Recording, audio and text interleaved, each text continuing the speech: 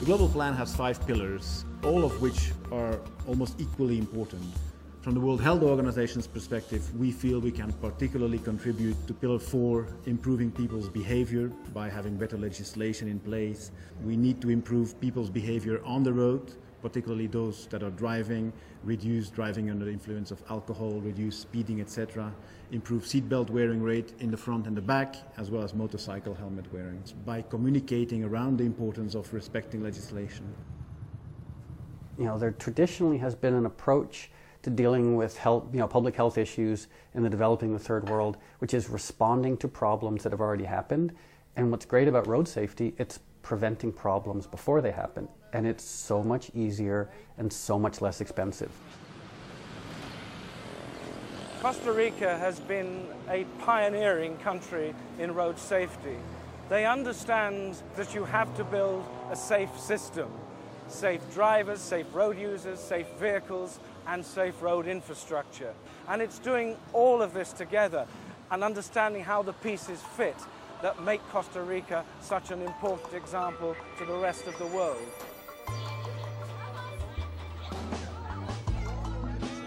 So together we carried out a seatbelt campaign that was very successful. We increased the use of seatbelts from around 20% to over 84% in a matter of 8 months.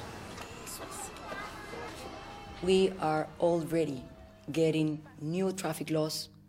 We are getting some different ways to communicate the problem.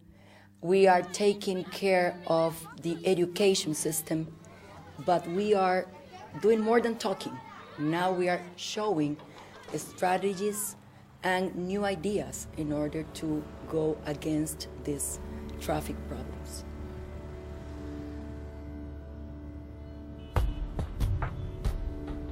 We've had so many countries from Africa, from India, from South Asia, Latin America that are all crying out for an initiative like this.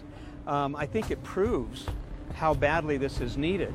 And I think Vietnam was always at the cutting edge, and it was where the rapid modernization and motorization was resulting in this explosion of motorbikes.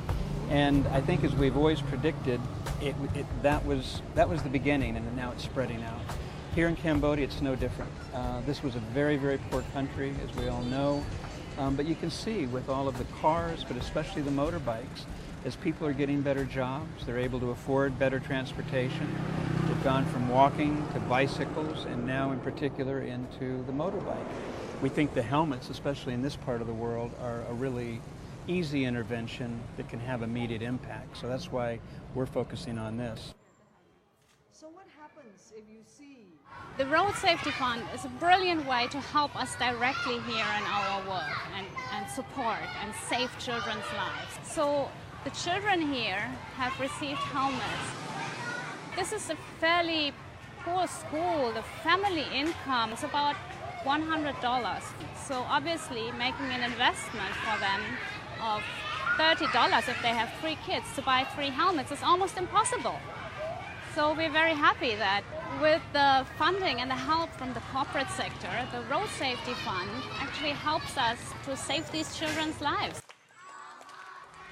The police that attend these crashes and deal with the emotional trauma know that if the crash hadn't happened at speed, if the driver hadn't been drinking, if the driver hadn't been distracted, if the occupants of the vehicle had been wearing seatbelt restraints, if the motorcyclist and the children on the motorcycle had their brain protected with quality helmets, the consequences could have been vastly different. There would have been injuries possibly, but not the deaths. So those are common features, and it doesn't matter if you sit down with police officers from one continent or another, one country or another, the conversation is a common conversation. The desire to actually do things differently and apply what we know works. That's the thing, there's this body of knowledge around policing. We know what works to stop these accidents.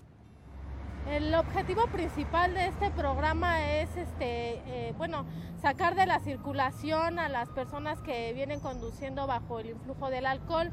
Es muy importante porque evitamos muchos accidentes. Sí platicamos mucho con la gente, le hacemos ver que es un programa que les está ayudando, que no les está perjudicando, sino les está ayudando.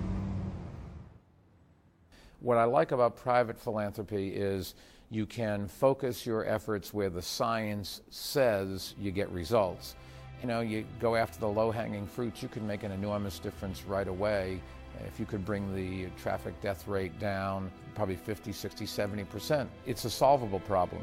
If people were to wear seatbelts in their cars, wear helmets when they are driving a bicycle or a motorcycle or motor scooter, if we were to have some better regulation, keep people from speeding too much and enforce drunk driving laws, you could make an enormous difference in the number of people killed.